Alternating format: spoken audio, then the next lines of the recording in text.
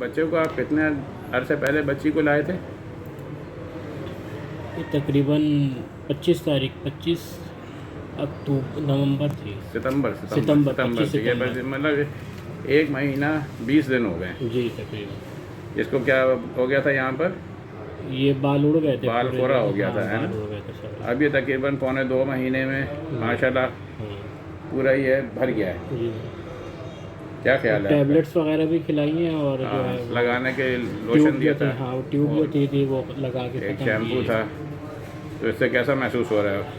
अब ये काफ़ी बेहतर हो बेहतर गया, है, हाँ बाल भी आ काफ़ी गए, बेहतर सारा हो पूरा गया। वो जो टिकला सा था हाँ वो बिल्कुल ही भर गया है। जी। और फिर इसमें खुजली खारिश वगैरह तो नहीं होती? खारिश है इसके अंदर ना, हम्म। खारिश है, खुजली है इसके हाँ, अंदर जो। दरअसल मौसम अब खुश्क हुआ है ना, तो इसकी वजह से तो जो है वो खारिश हो रही है। जी लेकिन ये है कि अब आप जो है ना गैप दे कर नहीं आना, जितने दिन सही बाद है, मैं बुलाऊँ उतने दिन ठीक बाद है, आना, ठीक है ना? बस ठीक, बहुत अच्छा हो गया, मुबारक हो आपको, इसी को कंटिन्यू करना है। सही अभी है, आगे जिस तरह मैं बताऊँ, बाल इसके पूरे भर गए सर में, बहुत अच्छा है। और कभी खारा पानी या बोरिंग का पानी नहीं इस्तेमाल करना है। ठीक है, इनका साबुन, कंघा, तौलिया सब अलहदा होना चाहिए। सही है। बिस्मिल्लाहिर्रहमानिर्रहीम। अस्सलाम वालेकुम नाज़रीन, मैं आपका host doctor Nadimuddin Siddiqui, consultant dermatologist, अपने यूट्यूब चैनल पे आपको खुशामदीद कहता हूँ। नाज़रीन, मेरी कोशिश ये होती है कि आपके सामने आम जल्दी बीमारियों को रखूँ और जिनमें मरीज़ मुब्तला होते हैं और काफ़ी अरसे से बेचारे परेशान हो रहे होते हैं क्योंकि उनका इलाज जो है वो दुरुस्त सिमत में नहीं चल रहा होता, जिसके नतीजे में वो ठीक नहीं हो रहे होते, तो हम मरीज़ को लेते हैं, देखते हैं, एग्जामिन करने के बाद उसकी डायग्नोसिस करते हैं और फिर उसका इलाज शुरू करते हैं और फिर ये दिखाते हैं कि देखिए अगर प्रॉपर डायग्नोसिस हो तो कितनी जल्दी मरीज़ सही हो जाता है। आज का जो हमारा टॉपिक है ये बाल खोरा है। बाल खोरा मीन्स ऐसी बीमारी जो कि बालों को खा जाए, बाल खोर। तो इसमें आमतौर पर दो कॉमन बीमारियां हैं। एक जो है वो फंगस की वजह से होती है, जैसे टीनिया कैपिटस या स्कैल्प रिंगवर्म कहते हैं, और दूसरा जो होता है वो एलोपेशिया एरिएटा, यानी कि क़ुव्वत मुदाफ़ियत इम्यून सिस्टम की ख़राबी की वजह से बाल जो है वो जगह जगह से उड़ना शुरू हो जाते हैं। तो दोनों में तकरीबन एक ही जगह जैसा होता है। ये पिक्चर नज़र आती है कि बाल जो है वो गोल सा सर्कल बन जाता है, दायरा बनता है और बाल उसमें से उड़ जाते हैं।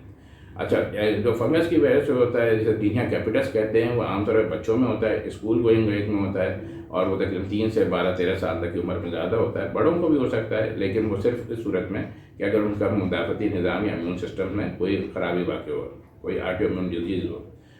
और इसमें जो है जो एलोपेशिया एरिएटा होता है, ये होता है ऑटो इम्यून सिस्टम की ख़राबी की वजह से है, जिसमें कुछ ऐसे खलिए बन जाते हैं जो हेयर फॉलिकल को अटैक करते हैं और उस जगह से बाल बनना, बालों की जड़ें जो है ख़त्म हो जाती हैं। तो इन दोनों की चूँकि वजूहात अलग-अलग हैं, एक फंगस की वजह से होता है और एक नॉन फंगस है, तो इन दोनों का इलाज भी बहुत मुख्तलिफ है।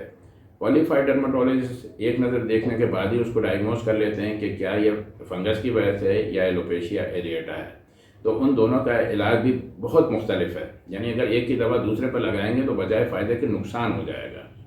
बज़ाहिर अलामतें एक जैसी लगती हैं कि जी बाल जो हैं वो उड़ गए हैं, उड़ रहे हैं, मुख्तलिफ़ जगहों पर जो है ये निशान वो बन रहे हैं गोल गोल से सर्कल, लेकिन वो सिर्फ डायग्नोसिस के बाद ही जो है उसका इलाज जो है वो मुमकिन होता है।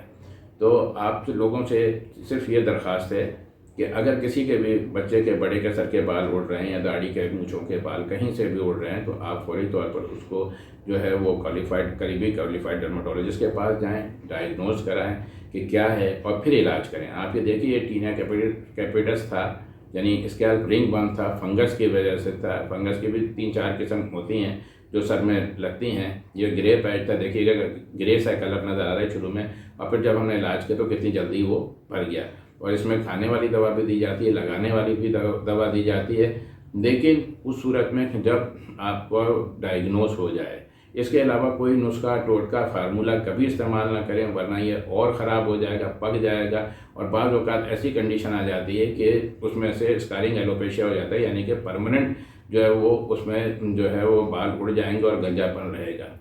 तो आप लोगों से दरख्वास्त है कि आप कभी भी कोई भी मर्ज़ हो उसके लिए अपने करीबी क्वालिफाइड डॉक्टर के पास जाएं, प्रॉपर डायग्नोसिस कराएं और स्किन में तो हमेशा अपनी डायग्नोसिस पूछा करें, क्योंकि स्किन में 95% बीमारियाँ ऐसी होती हैं कि जिसमें कोई लेबॉर्ट्री टेस्ट नहीं कराया पड़ता, सिर्फ 3-4% में कराना पड़ता है। कॉमन बीमारियों में कोई लेबॉर्ट्री टेस्ट की ज़रूरत नहीं होती। क्वालिफाइड डर्माटोलॉजिस्ट आपको स्पॉट डायग्नोसिस, प्रोविजनल डायग्नोसिस कहलाता है, वो बताएंगे और फिर आप उसे कंफर्म भी कर सकते हैं।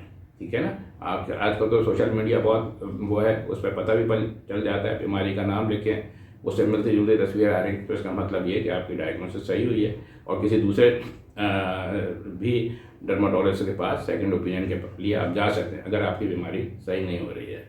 नाज़रीन, अगर मेरी बातें आपको अच्छी लगती हैं, समझ में आती हैं, तो खुदारा हमेशा मेरा कहने का मकसद यही है कि कभी किसी नुस्खे, टोटके, फार्मूले पर अमल ना करें और कोई भी जो बताते हैं कि जी ये तेल लगा लें, वो लगा लें, कभी ना करें।